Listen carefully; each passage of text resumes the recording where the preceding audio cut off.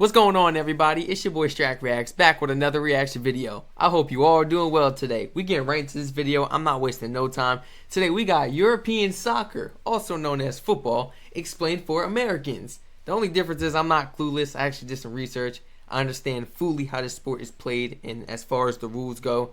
Let's get right into the video. Lots of people get upset about the clock. It goes up instead of down. Get over yourself. It doesn't really matter.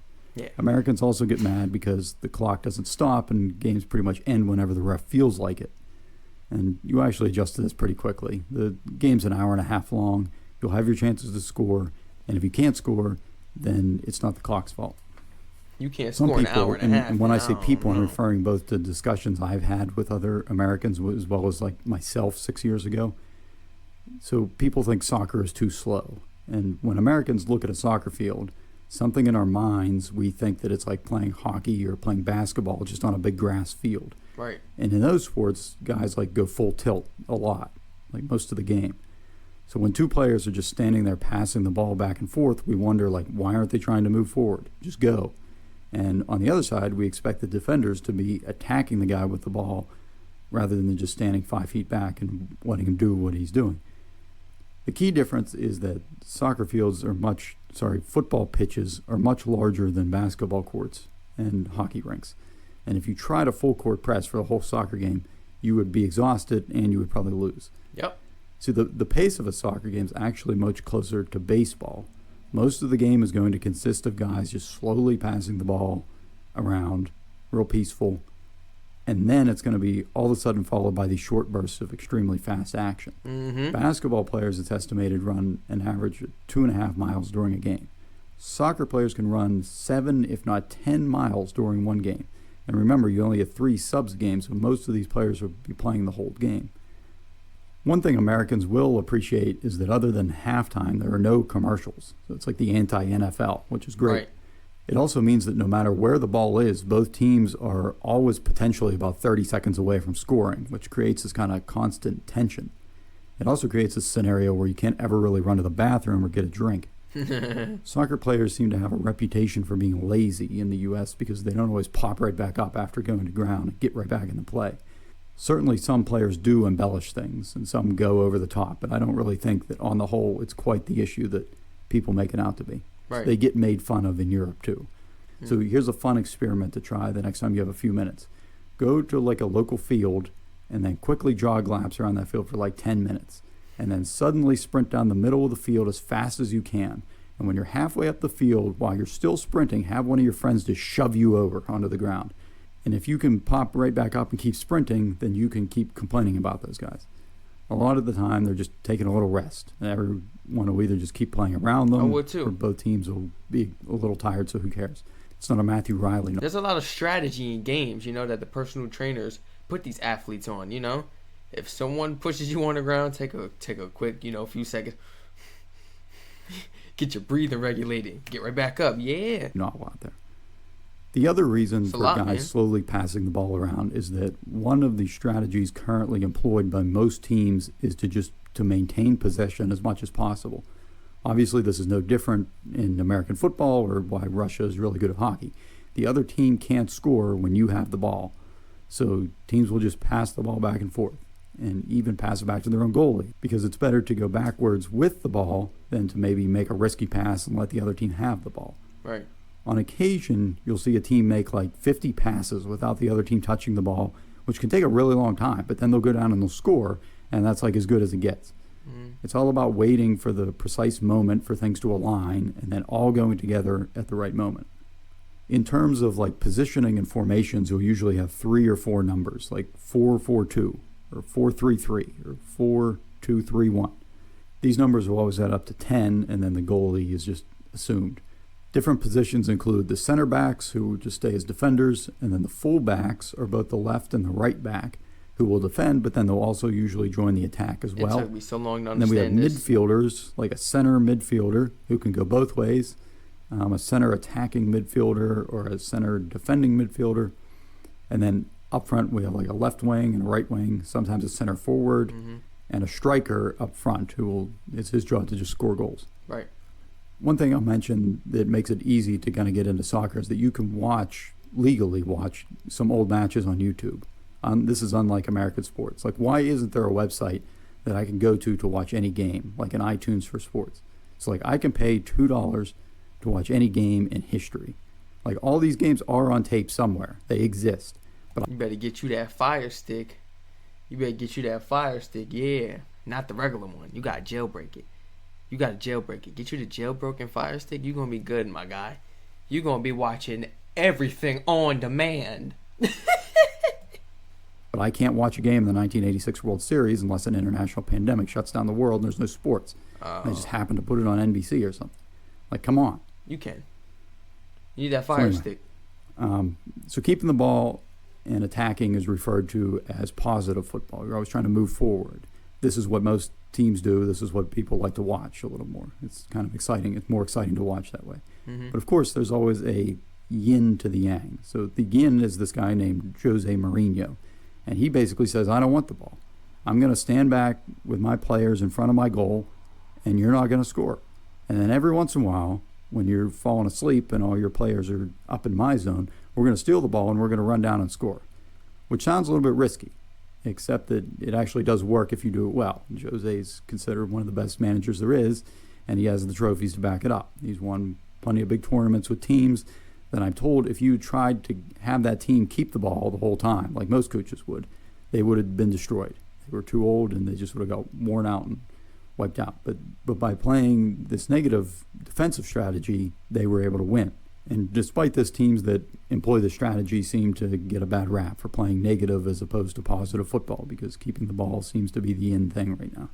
So obviously there's more thought that goes into it than I've described here. Like Diego Simeone and Atletico Madrid has been using this negative strategy for years, and they've been successful with it.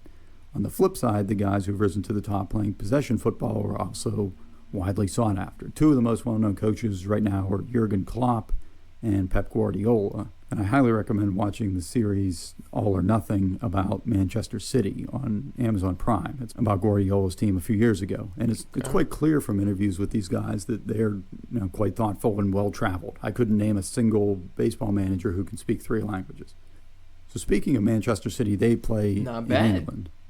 There are 4 main football countries in Europe. There's England, Spain, Germany, and Italy. England has the Premier League, Spain has La Liga, Germany has the Bundesliga, and Italy has Serie A. So to take one country, they're all the same, but to take one country, England, the Premier League consists of 20 teams. Every team plays every other team, once at home and once away. And these leagues don't have playoffs. You get 3 points for a win, 1 for a tie. The team with the most points at the end of the season wins. And this can and has come down to the final day of the season before. In the U.S., our leagues pretty much have the same teams every year. So if you suck, and even if you start to lose on purpose, you actually get rewarded with the top draft pick the next year. If you finish in last place in one of these leagues, they literally kick you out of the league. Oh, wow. But they call it relegation because that's a nicer sounding word. I mean, look, Before we keep going, here's a quick aside on the MLS. Major League Soccer is the top league in the United States. It's different in many ways than the European leagues. There's no relegation, so the teams do stay the same from year to year, and there is a salary cap. Talent-wise, I guess globally speaking, it seems to be an okay league, but certainly not on par with any of the European leagues. So under the Premier League, which is at the top, under them is a league called the English Football League Championship. The 3 teams who finish at the bottom of the Premier League are relegated to the Championship for the next season and replaced by 3 teams from the Championship. The bottom 3 teams in the Championship are relegated to League 1. The bottom 3 in League 1 are relegated to League 2, whose losers go to the National League, whose losers are... nobody really cares about them except their moms at this part, but you get the idea. Unless you really get into soccer, you'll never hear about anything below the Premier League again. But just so you're aware of what's happening down there. This system does a few things. First off, just because you're near the bottom of the standings, your games can still be extremely important. They still count because you're not trying to win the league anymore, but now you're trying to literally stay in the league. And the higher the league you're in, the higher the check you get from TV contracts. So it's kind of a big deal. It also creates this kind of theoretical meritocracy where you could start a team with a bunch of guys anywhere in the country, get into a kind of a tiny league, and then ultimately work your way up to the Premier League. In reality, that'd be like trying to take a single-A baseball team and work your way up to the majors, while the other better teams with bigger pocketbooks are trying to buy all your best players the whole way. But for the teams at the top, just winning the Premier League sounds pretty easy. You're playing maybe one game a week. Right. But that's the catch. There's other things going on here. So there's also the Carabao Cup, which is a tournament open to the top 4 leagues in England. And then there's the FA Cup, which has been going on since like forever, that it's literally open to every team in England. So over 700 teams entered this one tournament last year. Imagine if every major and minor league baseball team had one giant tournament. So could any team win? Yes, they could. Will the small teams upset the bigger teams? At some point, maybe a few will. But is it likely that a non-Premier League team is going to win? No, probably not. So more fun to think about in theory than practically, I guess. Yeah. The final tournament is the big one. What if we could find the best team in Europe? And I don't mean each country gets a team. That's the European Championship that happens every 4 years. This, I'm talking about the league clubs. So the best teams from all over Europe, from 55 different countries, battle it out each year. This is the UEFA Champions League. So as a side note on these acronyms here, FIFA is the organization that runs big international tournaments like the World Cup. And they help to coordinate things across different regions. If you're an American, you probably heard of FIFA because somebody on SportsCenter mentioned somebody that was involved with some kind of corruption investigation or something. Anyway, within FIFA, the world is divided into 6 different regions. UEFA is Europe. That's where the best players go. CONCACAF, you may have heard of because that's what the U.S. is in, the Confederation of North, Central American, and Caribbean Association Football, which is short and sweet. And then there's the rest of the world. And each one of these groups has tournaments with national teams and their league clubs, like the CONCACAF Champions League and the UEFA Champions League.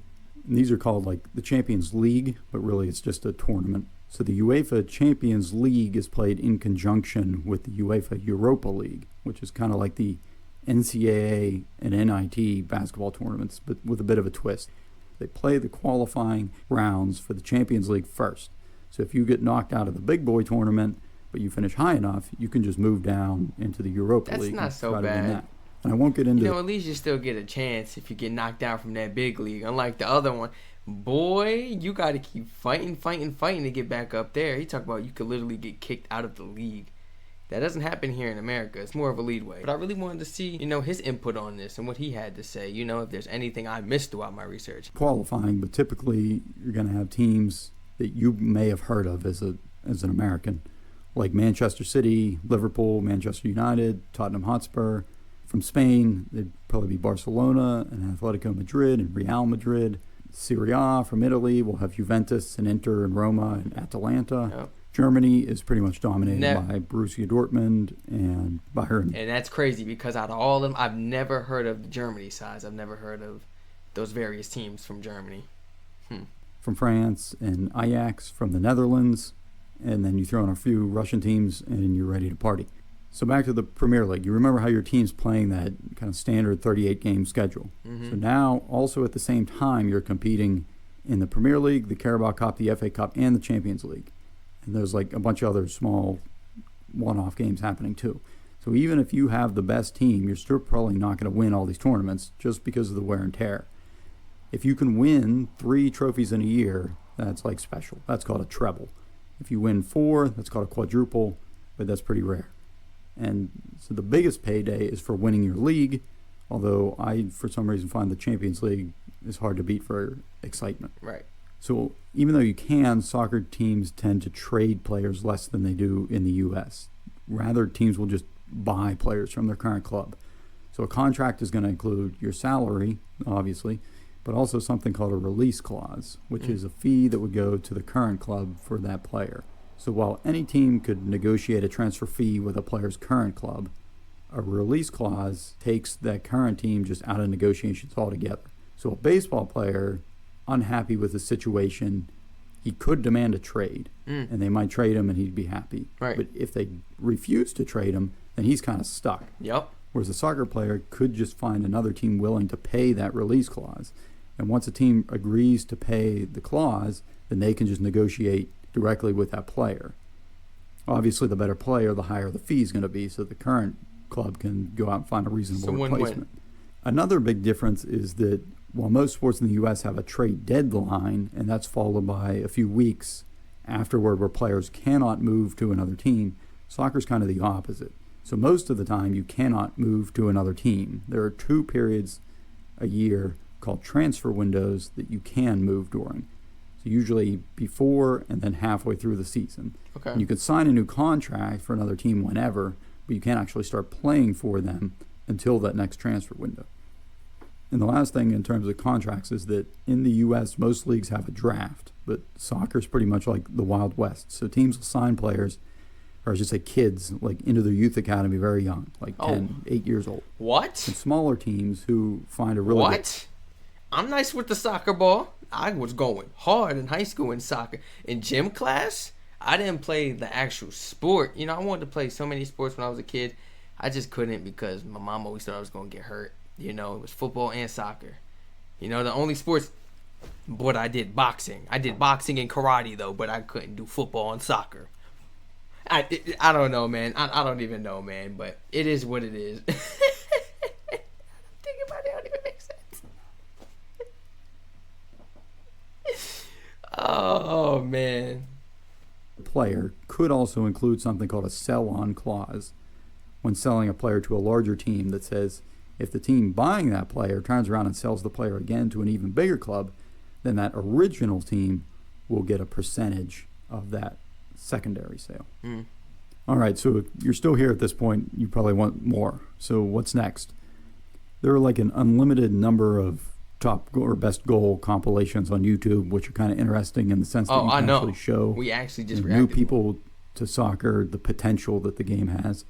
Lots of Americans' exposure to soccer is like the Women's World Cup, and obviously we have a great team there, but you never really get to see what different strategies look like. Like, look up Barcelona tiki-taka videos. You won't regret that. Barcelona make grown men tiki-taka? look like children. Which I think about that. As I mentioned, the All or Nothing series on Man City is great if you have Amazon Prime. And obviously just watching games is good. FIFA TV has a YouTube channel that has lots of international matches. Or just look on YouTube for full football matches. You're smart, you'll find them. UEFA TV has old Champions League matches. I think you might have to register, but it's free. You probably want to follow BR's football channel. I'm glad he actually gave me that because I might need that for the live streams. Y'all go ahead, man. Subscribe to that second channel, Strac Reacts Live. Go ahead. We got 1 subscriber. I looked at it. I was like, oh, somebody subscribed. I tried to search my own channel. It wouldn't even pop up. I don't even got a video on there yet. So for you to actually find a channel, even with clicking on the link, you a real one. You's an OG. Salute to you, my brother or sister. I don't know if it's a female or male. Salute to you. You's a real one. We getting videos on that channel right away. YouTube, they have a lot of good stuff, including Shout out this to this very man. funny This is a series beautiful called video. The Champions, which I'd probably wait a little bit until you learn a little more about the top players before watching that. Mm-hmm. One place I always turn to when definitely. trying to learn a new sport is video games. So FIFA would probably help. The big caveat there is that it has horrible reviews. That said, if you're just trying to learn the rules, like basic tactics and which players are on which teams and who plays where, I would say it's been pretty helpful for me. Most of the negativity toward the game is for the online, the FIFA Ultimate Team mode, where you end up paying for players for your team. But if you just avoid that and then like stick to playing against the AI, then you should be okay. The only thing there's a well, yeah, that is true. Same thing with like all the other video games like NFL. NFL Madden or NBA 2K. You know, you pay for either a My Team or you pay for like a NFL starter pack or something like that. Yeah, okay. The only thing I hesitate to do is play as Barcelona because you could control Leo Messi, and like, who am I to tell God what to do? So I usually avoid that part. The alternative here, it would be a game called Pez, which I've heard good things about, although it doesn't have licensing for many of the teams. So jerseys will look different, and team names will be slightly off, which I guess might be confusing to someone new. And I think FIFA's player faces are a bit more recognizable too. News-wise, there's coverage like everywhere of soccer, although I do enjoy the site onefootball.com, which brings us to the sponsor of today's video, which is, there's no sponsor for today's video. I just make these videos to push the boundaries of PowerPoint and see how mad I can make myself. Anyway, hopefully that helps somewhat. you're now ready to 56 venture off beyond the coasts of slides. the The United dedication is crazy. I think it only took me about 2 weeks to fully understand it. I think we equal, man. 56 slides in 2 weeks, we equal, man. Because my research took a long time to actually sit here and understand this. To actually be able to sit here and understand it is a whole nother level. But guess what? Now I understand football, rugby, and cricket. But y'all let me know whatever y'all want me to react to in the comments next. Spam my comment section. I'm just checking everything off the recommendations list. Just going one by one. Please like, comment, subscribe, turn on post notifications on. It's your boy Strac Reacts. We'll catch y'all in the next one. Stay safe.